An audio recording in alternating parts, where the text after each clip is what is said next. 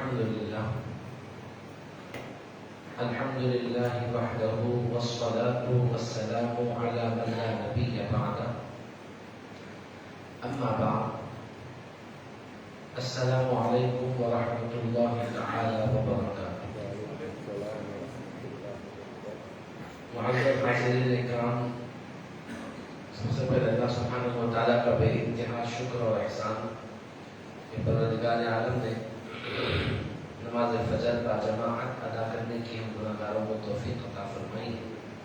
اللہ تعالیٰ ہماری نماز کو اپنی بارگاہ میں درجہ قبولیت عطا فرمائے.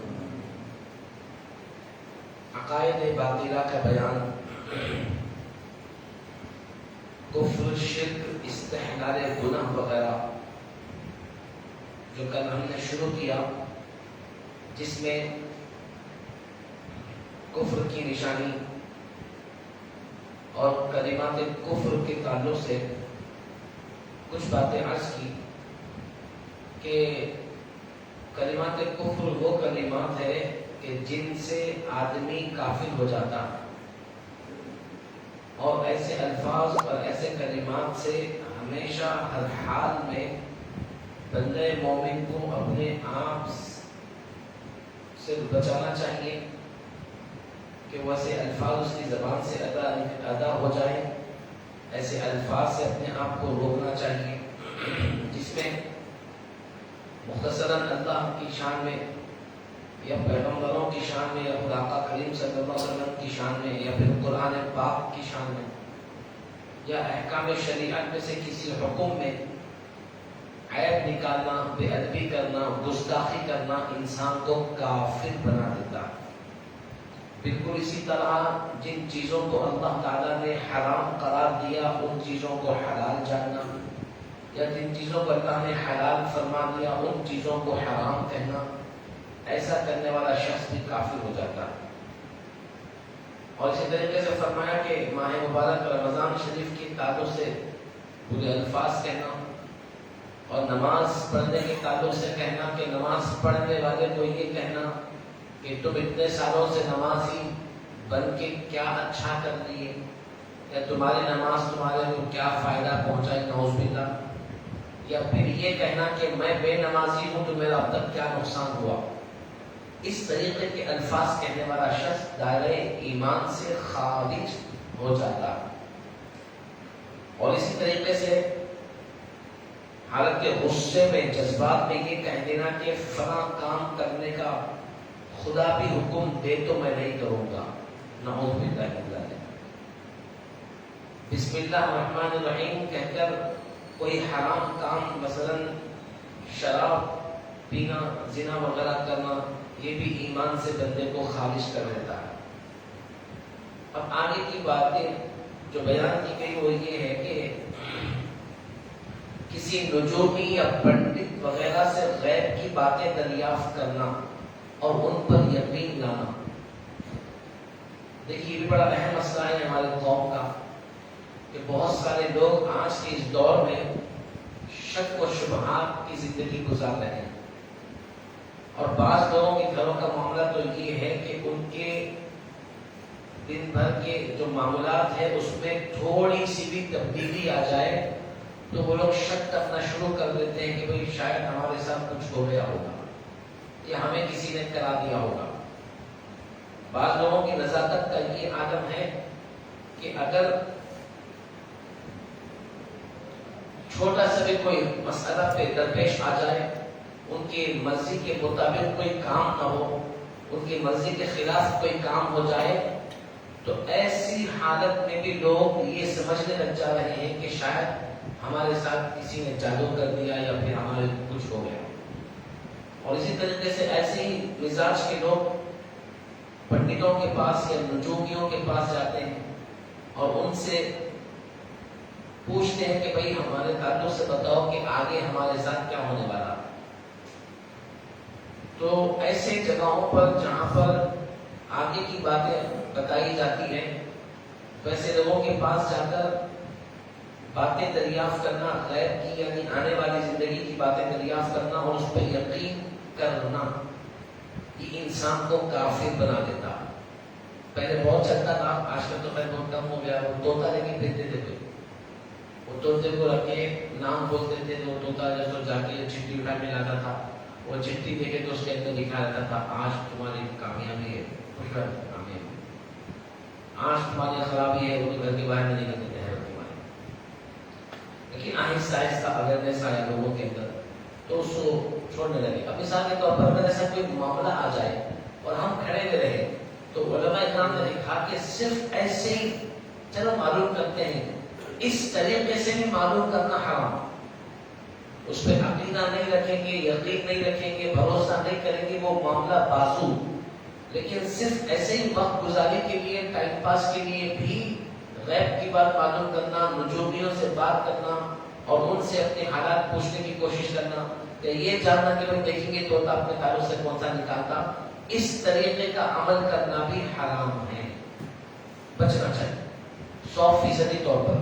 اور اگر کوئی بندہ کسی کے پاس جا کر دریافت کرے اور وہ شخص کہنے کہ بھائی تمہارے ساتھ ایسے ایسے حالات آنے والے ہیں، یہ تمہاری زندگی میں ہونے والا ہے، تو اس کی باتوں کو سن کر یقین کرتے اگر کہ ہاں بول دی یہ نجومی، یعنی چھپی ہوئی بات جاننے والے کو بولتے ہیں، جادوگروں کو. علم نجوم یعنی ستاروں کے علم سے باتیں بتانے والوں کو. اگر کوئی اندازتاً علم کے مطابق، حالانکہ وہ بھی ایک طرح کا علم ہے بعض لوگوں کے پاس، علم نجوم جس کو کہتے ہیں، اگر وہ لوگ اندازتاً یہ کہتے ہیں کہ بھئی ہمارے علم کے مطابق ایسا محسوس ہو رہا ہے، لیکن اللہ ہی جو کرنا ہے وہ کرے گا، اس میں ہمارا کوئی دخل نہیں، ہمارے علم کا بھی کوئی دخل نہیں، بس ایک احتیاطی طور پر ہم یہ بتا رہے ہیں، تو اس طریقے کی باتیں پھر بھی کچھ گنجائش نکل جائے. لیکن سننے والا اگر یقین کر لے کہ بھائی یہ جو کہہ رہے ہیں وہی ہو کر رہے گا، یہ صحیح ہے، تو ایسا عقیدہ رکھنے والا ایمان سے چلے جاتا. چیچک نکلنے پر مورت بنا کر پوجا کرنا یا اس سے شفا چاہنا. چیچک ایک بیماری ہے جو پہلے بہت زیادہ ہوا کرتی تھی، اللہ نے اب اس سے حفاظت فرمائی ہے. تو ایسی کوئی خطرناک بیماری جس کے آنے پر وہ اگر یہ بیماری اگر آتی تو اس زمانے کے لوگ کیا کرتے تھے، مورت بناتے تھے، قسم کی شکل کی مورتی بنا کے اس کے سامنے آ کے بولتے تھے کہ ہم آپ کو شفا دے دو، تم ہم آپ کو شفا دے دو. بیماری کو دور کرنے، خاص طور پہ چیچک کی بیماری. تو اس طریقے کا کام کرنا بھی ایمان سے خارج کر دیتا ہے بندوں. بعض علماء نے اللہ کی رحمت سے نا امید ہونے یا اس کے غضب سے بے خوف ہو جانے کو بھی کفر میں شمار کیا ہے. اللہ کی رحمت سے نا امید ہو جانا بھی کفر ہے. بعض علماء کرام نے واضح کہا لا تقنطوا من رحمت اللہ، اللہ کی رحمت سے ہرگز مایوس نہ ہو. یہ اللہ تعالیٰ کا حکم ہے. ہر حالت میں اللہ تعالیٰ سے امید لگا کے رکھنا، چاہے کچھ بھی ہو جاؤ. اللہ تعالیٰ سے امیدیں توڑنا یا پھر اللہ تعالیٰ سے نا امید ہو جانا کہ اب میں اللہ پہ نعوذ باللہ بھروسہ نہیں کروں گا، اس طریقے کے الفاظ کہہ دینا کہ میرے کو یقین نہیں رہا نعوذ باللہ، یہ انسان کو کافر بنا دیتا ہے. لیکن زبان چھوٹی سی ہے، بڑوں نے کہا کہ بغیر ہڈی کی زبانیں کبھی بھی پلٹ سکتی، تو لہٰذا اس کو پلٹانا ہے تو 100 بار سوچو، پھر بعد میں اپنی زبان سے کلمات ادا کرو. اگر ہم اپنی زبان سے ایسے ہی کوئی کلمات ادا کر دیں گے جس سے ہمارے ایمان کو خطرہ پڑ سکتا ہے، تو پھر ہمارے لیے ضروری ہے کہ ہم اپنی زبان کی خوب حفاظت کریں، جتنی زیادہ ہو سکتی اتنی حفاظت کریں. تو اللہ سبحانہ و تعالیٰ کی رحمت سے نا امید ہونا بھی بندے کو ایمان سے خارج کر دیتا ہے. پھر دوسرا جو بات بتائی، دوسری بات کہ اللہ کے غضب سے بے خوف ہو جانا، یعنی اللہ کے غضب، اس کی ناراضگی سے نہ ڈرنا. بولا کہ میں کچھ نہیں کرتا، کچھ بھی نہ ہوتا، چلنے دو، جو چاہے جیسی چاہے زندگی گزارو، جیسے چاہے اعمال کر لو، ہاں کچھ نہیں ہو سکتا ہمارے ساتھ، کوئی ہمارا نہیں بگاڑ سکتا، نعوذ باللہ من ذالک، اللہ بھی کچھ نہیں کرتا. اس طریقے سے بے خوف ہو جانا اور ڈرنا نہیں اور کھل کر گناہ کر دینا، اور اس پر اللہ کا خوف ہوگا کہ تعلق سے برے الفاظ زبان سے نکال دینا ایمان کو کافر، مسلم مومن کو کافر بنا دیتا ہے. اور اسی طریقے سے اہم بات جو کفریہ کلمات کے تعلق سے مثالیں دی گئی، اس میں کی آخری بات کہ کسی کلمہ کو مسلمان کو خواہ وہ کیسا ہی فاسق و فاجر ہو کافر نہیں کہنا چاہیے، تا وقت کہ کفر کی کوئی بات اس کی زبان سے نہ سن لے یا کفر کی علامت اس میں نہ دیکھ لے۔ کسی مومن کو کافر نہیں کہنا ہے، بلکہ حدیث پاک میں آقا کریم صلی اللہ علیہ وسلم نے ارشاد فرمایا کہ اگر تم کسی ایمان والے کو کافر کہو گی اور اس کے اندر کفر نہ ہوگا تو کفر خود بخود تمہارے اندر پلٹ جائے گا۔ یعنی اگر تم کسی ایمان والے کو کافر کہو گے وہ کافر نہیں رہے گا تو وہ تم کو کافر بنا دے گا، تمہارا وہ قول، تمہارا وہ بولنا اور ہم کو معلوم بھی نہیں ہوگا۔ اب ہم جب کو پکا ایمان والا سمجھ کے دوسرے کو کافر بول دے رہے اور اس کا ایمان ہم سے زیادہ پکا ہے یا پھر مومن ہے تو وہ مومن رہے گا اور ہم کسی اس کو کافر بول دیں گے تو وہ کفر ہمارے اوپر پلٹ جائے گا۔ اس لیے کبھی بھی کسی بھی حالت میں، آج کل بہت زیادہ یہ ہو رہا ہے، جذبات میں لوگ اپنے ایک دوسرے کو کافر بولے، ان کی مرضی کے خلاف کوئی بات بولے تو کافر، ان کی سمجھ کے خلاف کوئی بات بولے تو کافر، ڈائریکٹ ختم کر دو۔ کافر مطلب ختم نہ، اسلام سے ختم نہیں ہو سکتا، نہ پوچھیں گے، نہ معلوم کریں گے، نہ سوچیں گے، کچھ نہیں، ڈائریکٹ کافر ہے۔ تو اس واسطے اس الفاظ پر خاص طور پر توجہ دینا چاہیے۔ آپسی اختلافات کسی بھی معاملے میں ہو سکتے ہیں، عقائد کے معاملے میں، مسائل کے معاملے میں، دیگر کسی معاملے میں آپسی نااتفاقیاں اور اختلافات ہو سکتے ہیں، لیکن ان اختلافات کو لے کر سامنے والے کو کافر ہونے کی بات کہہ دینا یا اس کو کافر کا جملہ کہہ دینا یہ بالکل غلط ہے۔ مثال کے طور پر کوئی بھی فاتحہ نہیں ملا ہے، فاتحہ نہیں ملا تو بولے تم فاتحہ نہیں ملا تو تم کافر ہے۔ اب کوئی بولے کہ بھائی ہم سلام نہیں پڑھتے، ہم جب پڑھنا ہے جب پڑھتے تھے بیٹھا ہے کہ نہیں پڑھتے، تو ہم کو یہ حق نہیں ہے کہ کو بولنا ہے تم سلام نہیں پڑھتے تو کافر ہے۔ تو مستحب چیزیں ہیں، فاتحہ دلانا، سلام پڑھنا، پیروی کرنا، میلاد کرنا۔ اگر یہ نہیں کرنے والا اگر کوئی بندہ ہے تو اس کو کافر سمجھ رہے، کافر بول رہے نہ، بلکہ اس کے لیے جو علماء کرام نے فرمایا ضروری ہے کہ اس وقت تک کسی کو کفر کے تعلق سے نہیں کہہ سکتے ہیں جب تک کہ کوئی کفر یا بات اس کی زبان سے نہ سن لے یا پھر کوئی کافرانہ عمل اس کے اندر نہ دیکھ لے، جب تک ہم کسی کو کافر نہیں بول سکتے۔ کیوں؟ اس لیے کہ یہ ایسا لفظ ہے کہ جو ہم کو خود کو کافر بنا سکتا، ہمارا خود کا ایمان چھن سکتا۔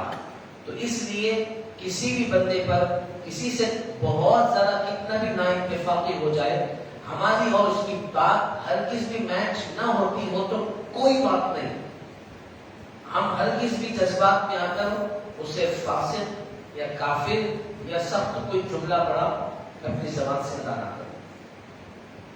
اب آگے شرک کی تعریف بیان کی گئی ہے،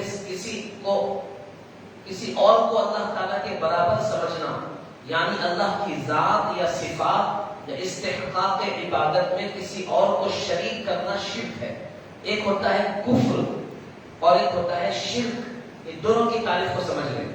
اب بہت سارے لوگ کسی بھی مسئلے پر یہ بولتے ہیں یہ مشرک ہے، یہ شرک ہے، شرک ہے، شرک ہے بولتے ہیں۔ فاتحہ دلا تو فاتحہ دلا شرک ہے، مزارات کو کے درگاہ ہوں گے تو بولتے شرک ہے، میلاد کرے شرک ہے، شب معراج منائے شرک ہے، کچھ بھی کرو ان کی مرضی کے خلاف شرک کا فتویٰ دے۔ ان کو بھی چاہیے کہ وہ لوگ بھی اپنی اصلاح کریں، چھوٹی چھوٹی چیزوں کو لے کر کے شرک مشرک ہونے کا فتویٰ دے دینا یا الفاظ کرنا ہے بالکل اپنے آپ کو خود کو شرک میں مبتلا کر دیتا ہے۔ تو آسان الفاظ میں شرک کی تعریف یہ ہے کہ اللہ کے برابر کسی کو ماننا، یعنی جیسا اللہ سنتا ہے یہ انہوں سنتے، جیسا اللہ کرتا ہے یہ کرتے، جیسا اللہ دیکھتا ہے انہوں دیکھتے، یعنی کسی کے تعلق سے یہ عقیدہ یہ سوچ رکھنا، یعنی اگر کسی سے آپ کو بہت زیادہ عقیدت ہے، بہت زیادہ بڑے حضرت سمجھتے ہیں، اب بولے کہ ہمارے حضرت اللہ کے جیسا سنتے نہ اس بلا شرک، یعنی ان کو اللہ کے پاس کھڑا کر دیں۔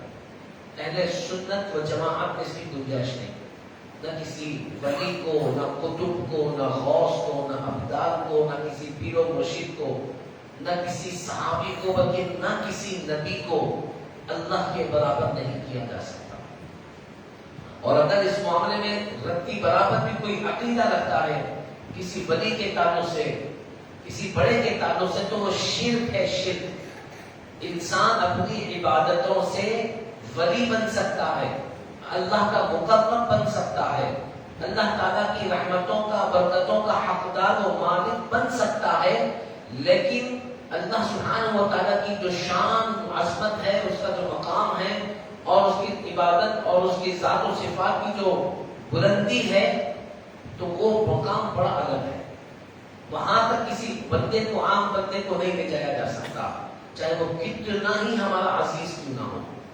تو لہذا شرک کے معاملے میں یہاں پر یہ بات بہت ضروری ہے کہ اس کا خیال کریں کہ شرک کی تعریف یہ ہے کہ اللہ کی ذات اور صفات میں اور عبادتوں میں کسی اور کو شریک کرنا شرک کہلاتا ہے۔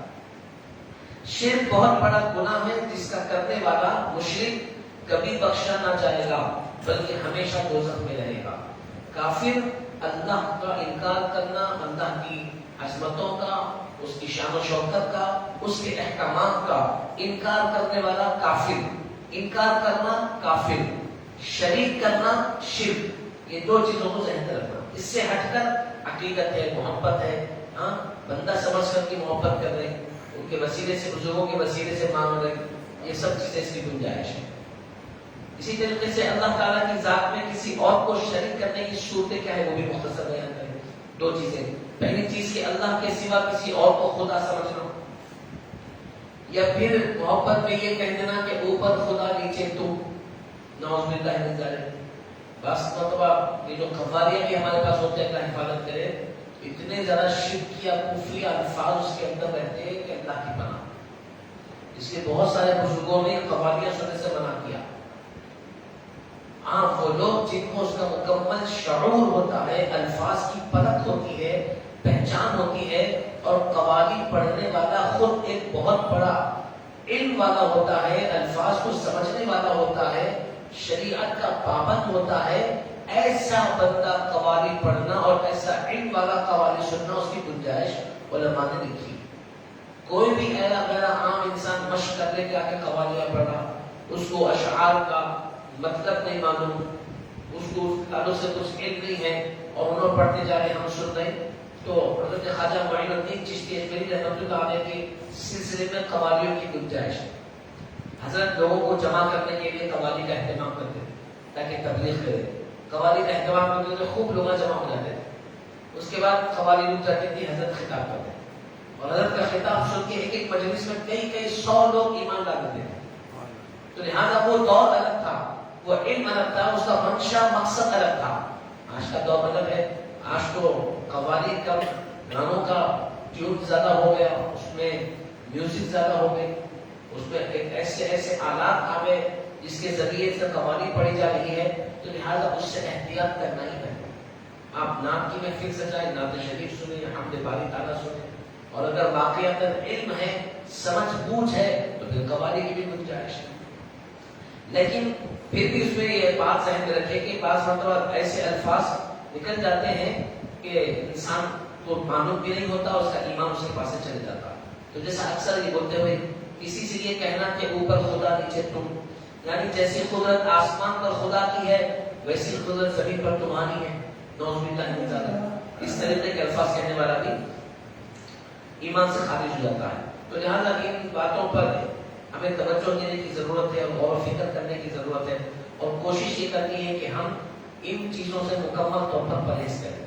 الفاظ کے ذریعے الفاظ ادا کرنے میں بہت سوچیں۔ بڑوں کا کہنا ہے یہی کہ پہلے تولے پھر بولے، پہلے تولنا ہے پھر بولنا ہے، پہلے بول کر پھر سوچنا، یہ غلطی۔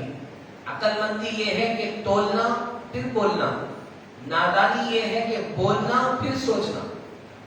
بولنے کے بعد سوچنے سے کیا فائدہ، بولنے کے بعد افسوس کرنے سے کیا فائدہ۔ تو لہٰذا بولنے سے پہلے ہمیں غور و فکر کرنا اور سمجھنا چاہیے، اس کے بعد الفاظ ادا کرنا چاہیے، تاکہ ہم اپنے ایمان کی حفاظت کر سکیں، اور کوئی ایسا جملہ ہماری زبان سے نہ نکل سکے جس سے اللہ اس کے رسول ناراض ہوتے ہوں۔ اللہ تعالیٰ نے اپنی زبان کی حفاظت کرنے کی توفیق عطا فرمائے، آمین ثم آمین۔ دعاؤں کے تعلق سے پہلے ہم نے چھینک کے متعلق پڑھا تھا کہ چھینک की दुआ क्या है, छींकने वाला क्या दुआ पढ़े, छींक सुनने वाला क्या दुआ पढ़े, और फिर छींकने वाला क्या कहे। छींकने वाला पहले जब जिसको छींक आए तो अल्हम्दुलिल्लाह कहे। और छींक के आदाब भी बताए गए हैं।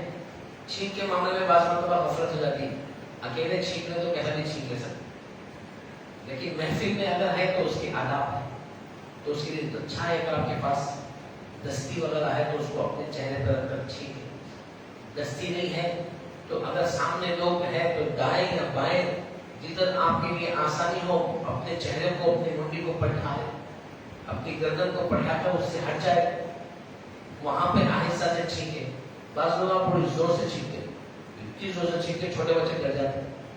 चमक के में बुखार आया, इतनी जोर से छींके, घर में है तो घर में पूरी आवाज गूंजती। बाज़ हुक्कामा ने लिखा कि छींक ये अल्लाह की तरफ से ऐसी नेमत है कि अगर इसके निकालने में हम अपने से ज्यादा एक्स्ट्रा ताकत लगा देंगे तो हमारी रगें फट सकती है, सर से लेके पैर के नीचे तक की रगें फट सकती है, जान जा सकती है, जान। तो इस वास्ते जरूरी है कि जहां तक हो सके एहतियात के साथ छींके। और लोग अगर सामने हो तो उनके सामने ना छींके, इतनी जोर से सर्दी है, इतनी जोर से छींक रहे पूरी पछाड़ उनके ऊपर चल जाए। एहतियात करना, किसी को तकलीफ नहीं, कराहियत नहीं माना।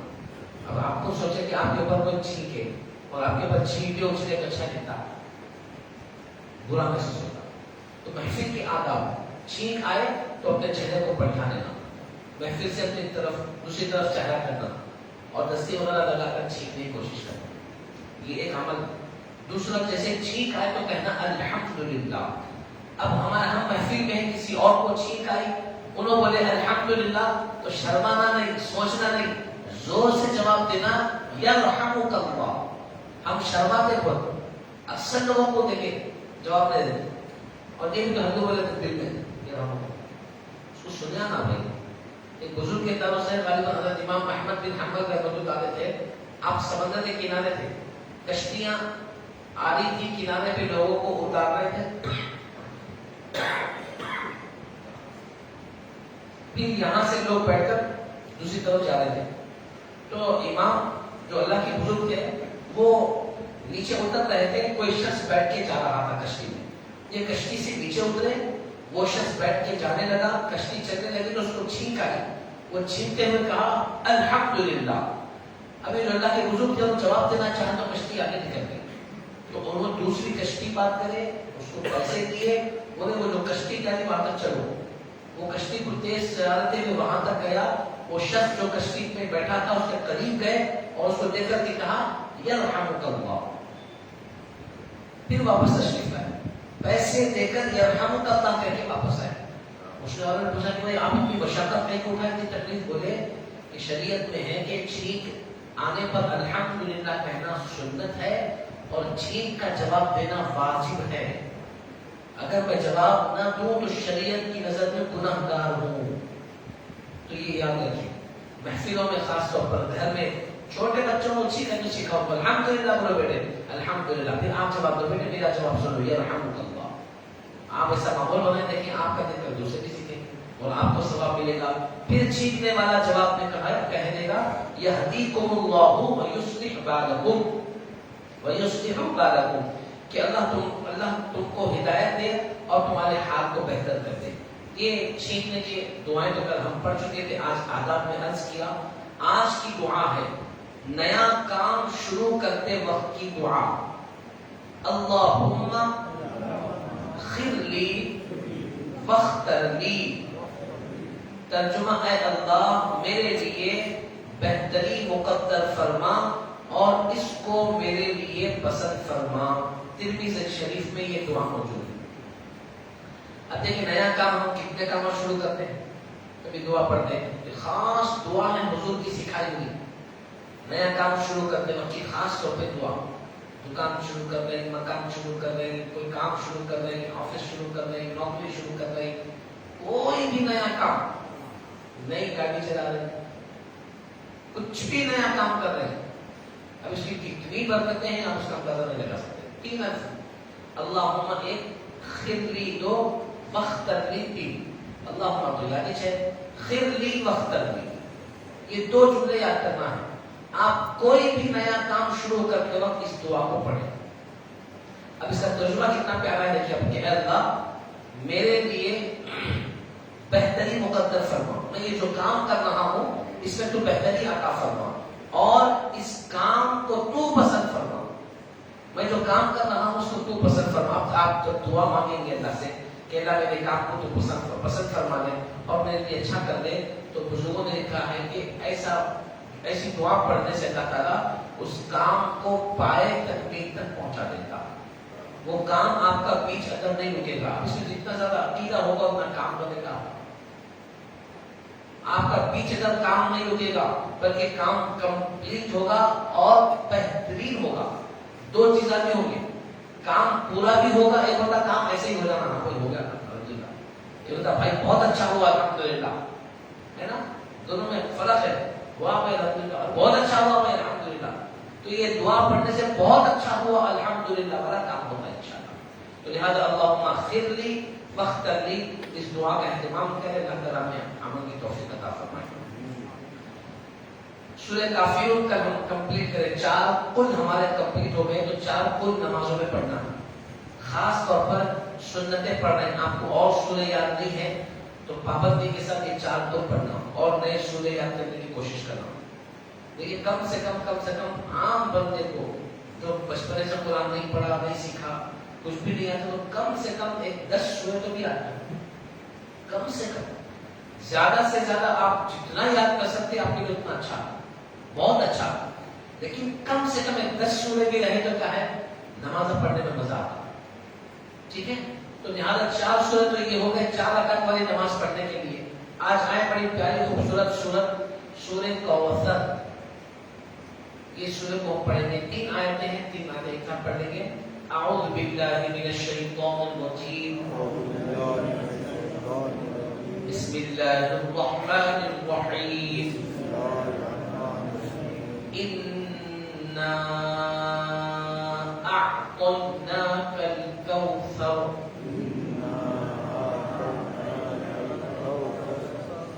فصل لربک وانحر.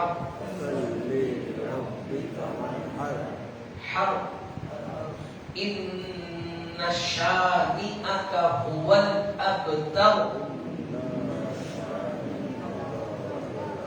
یہ 3 آیتیں ہیں. دیکھیے انا کے اوپر مد ہے لمبا والا, کھینچنا ہے اس کو 3 الف کم سے کم. اچھا, کھینچنے کی طریقہ جو قاریوں نے بتایا, قرآن پڑھانے والوں نے, آسان یہ ہے کہ انگلی سے سمجھیں آپ. 1 الف 2 الف 3 الف کھینچنا ہے. انا اعطینا, یہ ہے کھینچنے کا طریقہ. ہم نے کہا تھا انا اعطینا کا کوثر, 1 الف بھی نہیں کھینچتے.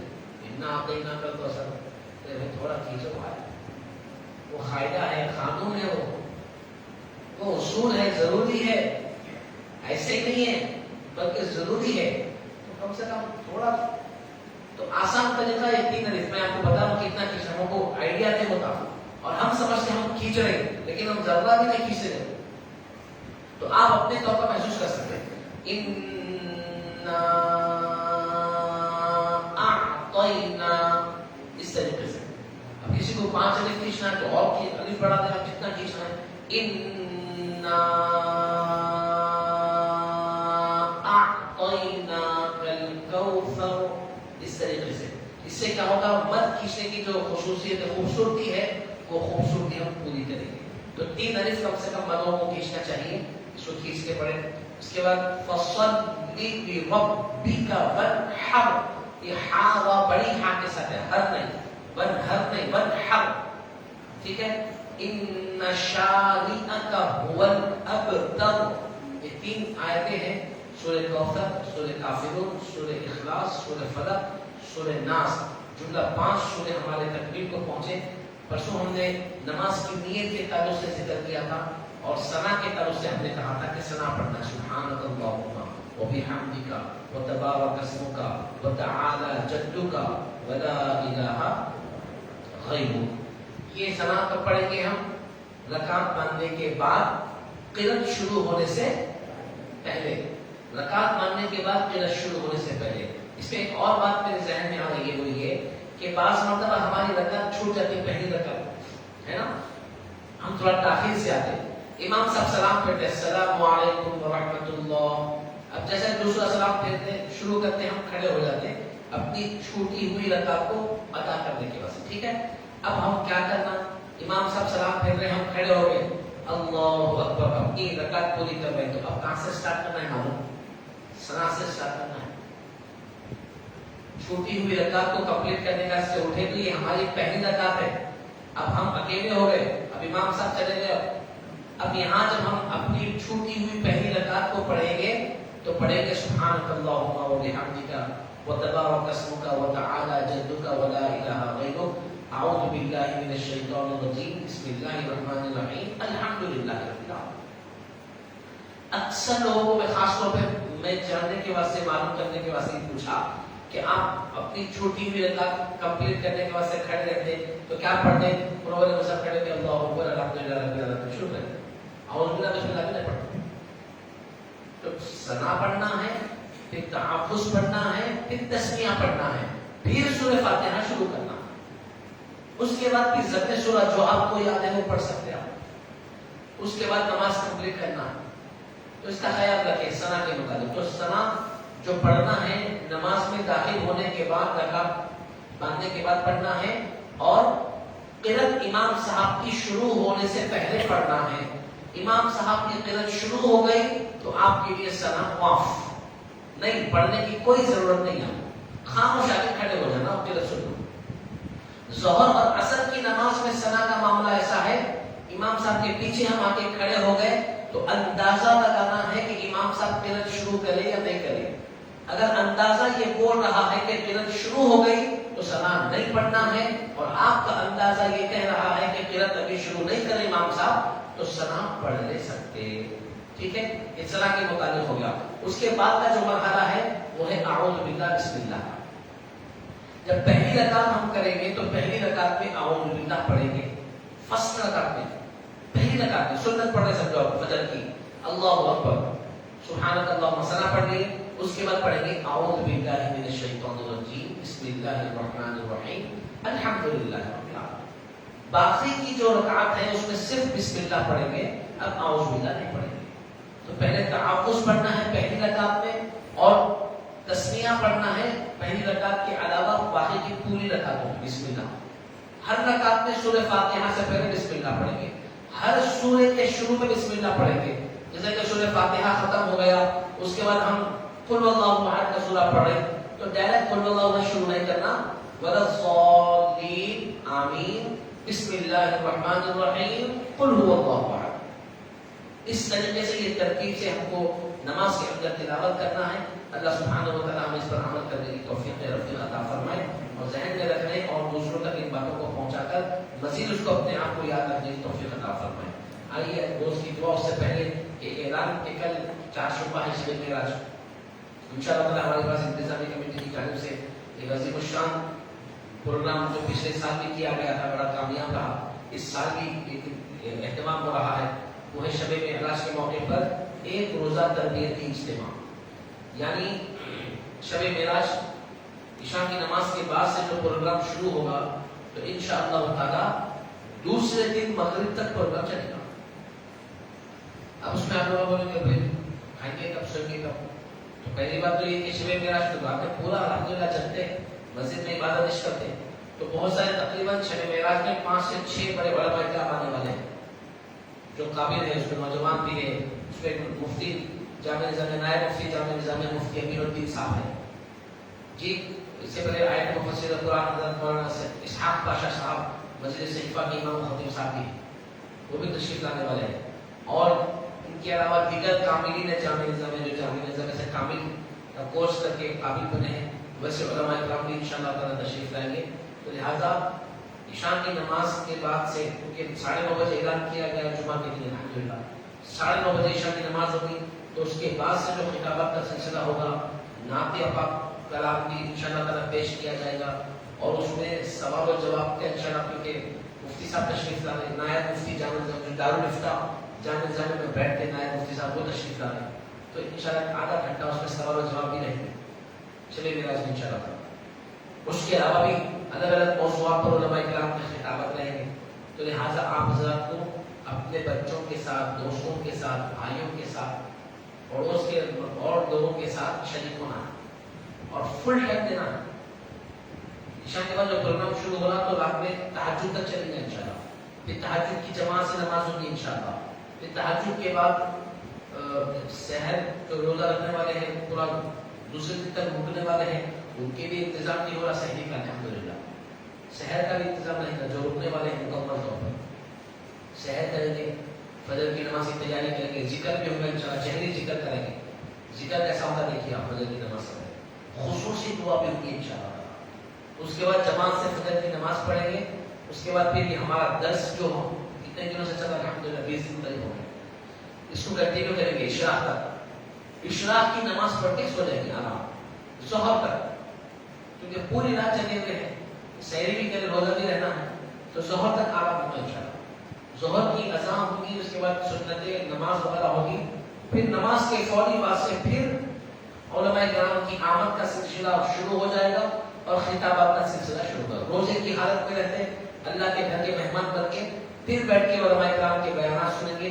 اللہ نے چاہا تو دوسرے دن بھی کوئی اگر سوال و جواب کا سیشن کی ضرورت پڑی یا پھر کوئی تربیت کی، جیسا کہ دعائیں حدیثیں یاد کرنا ہے یا جیسا ہم سورہ وغیرہ پڑھے اس کی پریکٹیکل مشق کریں گے انشاءاللہ تعالیٰ، حلقے بنا کے الگ الگ، ایسا کچھ ضرورت پڑے تو وہ بھی کریں گے. عصر کا خطابات ہوں گے، پھر عصر کے بعد مرکزی خطابات ہوں گے علماء کرام کے اور خصوصی دعا ہوگی. نظام کے قدیم بڑے اکابر علماء کرام کی تشریف رہیں گے انشاءاللہ تعالیٰ. خصوصی دعا پر اس عظیم الشان اجتماع کا اختتام ہوگا. آپ تمام حضرات سے میری خاص گزارش ہے کہ اپنی مصروفیت میں یہ نوٹ فرما لیں کہ میرے کو شب معراج جامع مسجد جوڑی نواب دولے خاں میں ادا کرنا. ہماری شب معراج اب کے بار مکمل طور پر صرف رات نہیں بلکہ 27ویں تاریخ کا دن، 27ویں شب معراج ہے.